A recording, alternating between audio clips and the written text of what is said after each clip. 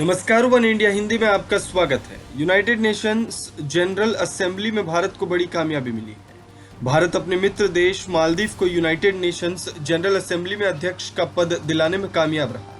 भारत के लिए मालदीव को अध्यक्ष पद दिलाना कितनी बड़ी कामयाबी है, इसका अंदाजा आप इसी बात से लगा सकते हैं कि अभी जो UNGA के अध्यक्ष हैं वो तुर्की के रहने वाले हैं, जो इन दिनों पाकिस्तान के समर्थन में कई बयान देकर भारत के निशाने पर आए थे।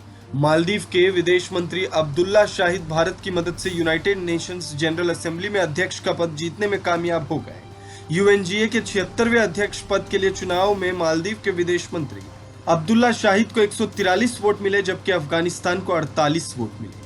अब्दुल्ला शाहिद सितंबर में UNGA अध्यक्ष पद का कार्यभार संभालेंगे। आपको बता दें, सोमवार को हुए मतदान में यूनाइटेड नेशंस के 193 देशों ने हिस्सा लिया था, जिसमें अब्दुल्ला शाहिद के पक्ष में 143 देशों ने वोट डाला, जबकि अफगानिस्तान के पक्ष में 48 देशों ने मतदान किया। चुनाव जीतने के बाद भारतीय विदेश मंत्री S जयशंकर ने अब्दुल्ला शाहिद को ट्विटर पर शुभकामनाएं दी। S जयशंकर ने अपने ट्वीट में लिखा कि मालदीव के विदेश मंत्री अब्दुल्ला शाहिद को यूनाइटेड नेशंस जनरल असेंबली में चुनाव जीतने पर बहुत बहुत शुभकामनाएं। अब्दुल्ला शाहिद को यूनाइटेड नेशंस जनरल असेंबली के अध्यक्ष पद के लिए हुए चुनाव में 3/4 से ज्यादा वोट हासिल हुए। आपको बता दें कि UNGA के अध्यक्ष पद के लिए सालाना चुनाव होता है और रोटेशन के आधार पर अलग अलग क्षेत्रों के देश इस चुनाव में हिस्सा लेते हैं। इस बार जो चुनाव हुआ है उसमें एशिया पैसिफिक क्षेत्र के देशों को हिस्सा लेना था और मालदीव पहली बार यूनाइटेड नेशंस जनरल असेंबली के अध्यक्ष पद के चुनाव में जीत हासिल करने में कामयाब रहा। इसके अलावा भारत को United Nations economic and social council का सदस्य चुन लिया गया है। भारत के लिए ये बड़ी उपलब्धि मानी जा रही है। संयुक्त राष्ट्र में भारत की स्थायी समिति की तरफ से इसकी जानकारी दी गई है।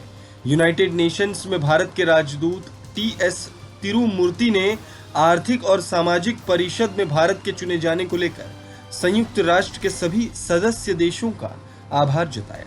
United Nations economic and social council को यूनाइटेड नेशंस के विकास प्रणाली का केंद्र माना जाता है और दुनिया भर के लोगों के विकास के लिए ये संस्था एक साथ काम करती है। इसी साल जनवरी में भारत को संयुक्त राष्ट्र सुरक्षा परिषद के अस्थायी सदस्य के तौर पर भारत को चुना गया था और इसी साल अप्रैल महीने में भारत यूनाइटेड नेशंस के 3 महत्वपूर्ण निकायों का सदस्य भी चुना गया था। इस खबर में फिलहाल इतना ही। तमाम अपडेट्स के लिए बने रहिए वन इंडिया हिंदी के साथ।